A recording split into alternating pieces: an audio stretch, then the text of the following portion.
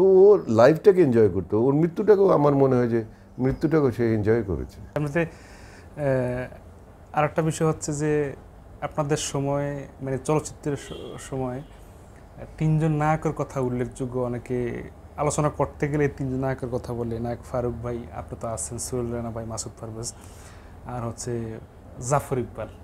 তা আপনাদের সময়টা ওই সময়ে যারা তিনজনেই জীবিত ছিলেন, কাজ করেছিলেন, কেমন কেটেছিল? না, এটা এটা যারা অনেকটা জানে না যারা, তারা এই ধরনের কথা বলে। এই ধরনের কথা বলে এই কারণের জন্য যে তুমি যে তিনজনের কথা বলেছো, তিনজনে অলমোস্ট এক টাইমে এক সময়ে খুব বেশি তারা ছিল না। বরঞ্চ এখানে রাজ্জাক ভাই নাম, মানে তার নাম উচ্চারণ করলে বরঞ্চ হতে পারতো। রাজ্জাক, আমি, ফারুক, আলমগীর, ওয়াসিম, এই পাঁচটা অলমোস্ট। হ্যাঁ, রাজ্জাক সাহেব অনেক আমাদের সিনিয়র, কিন্তু এসে পরবর্তী পর্যায়ে আমরা পাঁচজনই একটা দৌড়ের মধ্যে পড়লাম আর কি। এই পাঁচটাই তখন মেইনলি ছিল। জাফর ইকবাল ছিল আমাদের একটু আগে, হয়তো একটু আগে ছিল, অথবা আমাদের সময় ছিল, কিন্তু ও এক ধরনের ছবি করতো, ও ধরনের ছবি নিয়ে আমরা চিন্তা ভাবনা করতাম না। এবং ও নিজেও খুব একটা কেয়ারফুল ছিল বলে আমার মনে হয় না। হইচই করতো, গান গাইতো, গিটার বাজাইতো, গান গাইতো, এবং আমাদের আগেই ছবি করতো। আমাদের দুই একজন নায়িকার সাথেও তার খুব ভালো সম্পর্ক ছিল। সে নায়িকারা তাকে এখনও ভুলতে পারে না, কারণ he was very handsome. Jafar handsome ছিল, জাফর সুন্দর ছিল, ভালো গান গাইতে পারতো, এবং অনেক কথাও বলতে পারতো যে কথাগুলো সত্যি না, কিন্তু ও বলতো। হ্যাঁ, বিশ্বাস করার মতো। আমাকে এখন চিটাগাং যেতে হবে, আমার মাল আসতেছে প্রায় 50 লাখ টাকার।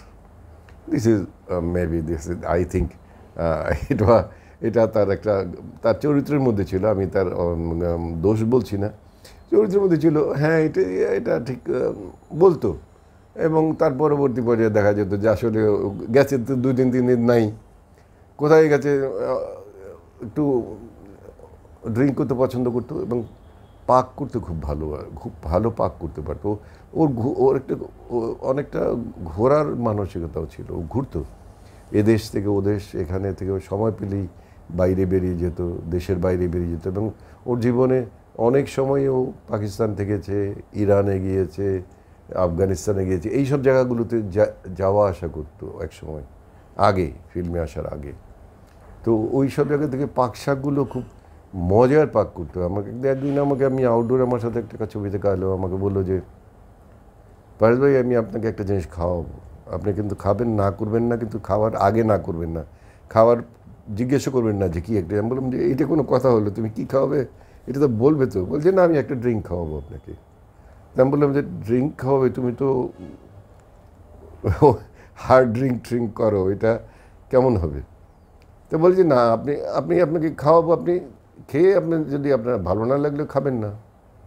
তো তারপরে আমাকে দিল কমলার জুস।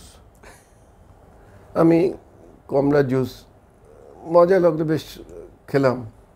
খাবার পরে দেখলাম যে আমার কেমন যেন বেশ একটু ভাল লাগছে।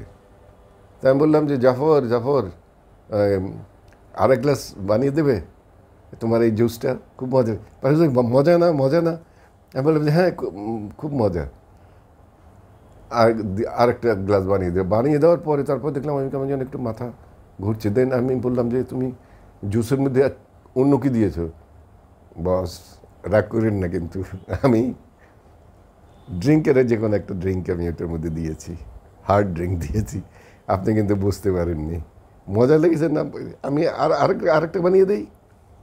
ও খাওয়াতেও পছন্দ করতো, মানে ওর হার্টটা অত্যন্ত বড় ছিল, গল্প করতে পছন্দ করতো, বড় গল্প করতে পছন্দ করতো। সেই বড় গল্পগুলো অনেক সময় মিথ্যা হতো।